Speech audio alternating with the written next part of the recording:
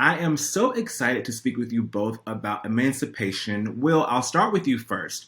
There has been a lot going on the past few years as far as the pandemic, and then the pandemic, which is on top of that pandemic, as far as what we've been going through in this country and internationally, as far as racial injustice, the Black Lives Matter movement, and it has allowed us to, contextualize a lot of historical events through some of the present activities as well. So, why do you think now was the perfect time to release a film like Emancipation? I think that the things that you just laid out. There's a timeliness to many of the aspects of this film that actually surprised me. Also, one of the greatest surprises for me was the Ben Foster speech around the campfire. Right, that when he lays out the origins of his character's hateful heart, right? It's like, yes. And you realize that it came from love. He loved his Black housekeeper, and his father beat hate into him. He was taught to hate. He wasn't born hateful. He wasn't born racist. He was taught, he was brutalized into that.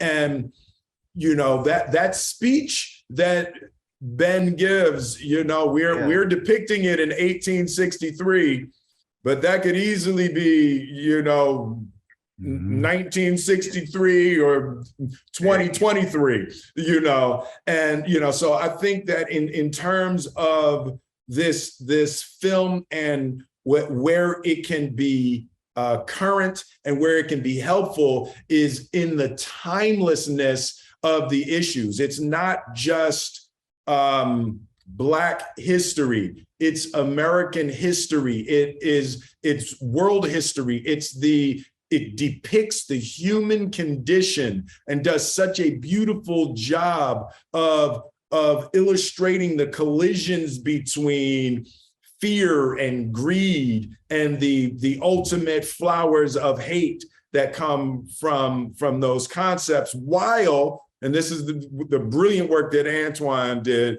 to be able to show you all of that, and then at the same time be able to illustrate the power of faith, endurance, and love to overcome those negative energies.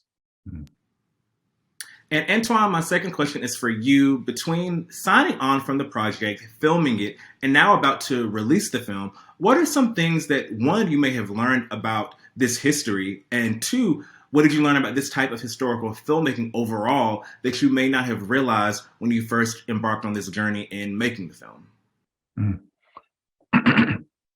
Wow, that's a good question. Well, I didn't realize how ugly, well, I understood how ugly slavery was, of course. But when you do more homework and you go into that hole, it's hard to come out of that hole, right? It gets worse. Yeah. And every time you think you've seen the worst, there's more. So that's very difficult, right? The more you learn about the brutality and the ugliness of slavery, the more painful it is. But it's a necessary journey to go on. What I also learned was that there's light in the darkness. Stories like Peter can be inspiring and is inspiring, and that love still conquers all, right? And some of that came from just the whole journey of making the movie, not just the story itself, but every day with Will and watching his commitment and love to tell an important story. Every day for my crew members, my DP, Bob Richardson, Naomi Shohan, the production designers. I mean, we had all these people out in the swamps, my stunt coordinator, Jeff Deschanel, and these guys, over 100 degrees, COVID, you name it, we got it, hurricanes and everything else. The commitment other people had to make sure we told this story the best way possible through all those things. it reinvigorates your belief in humanity and other people that care for each other, right? Yeah.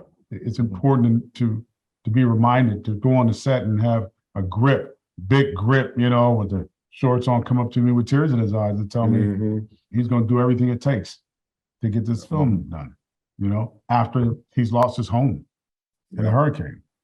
That to me is an incredible experience that you can only get through these sort of films, situations, tough times, Thank you both so much for chatting with me, and I can't wait for everyone to see the film and enjoy the rest of your day. Thank you, man. You too. Be good.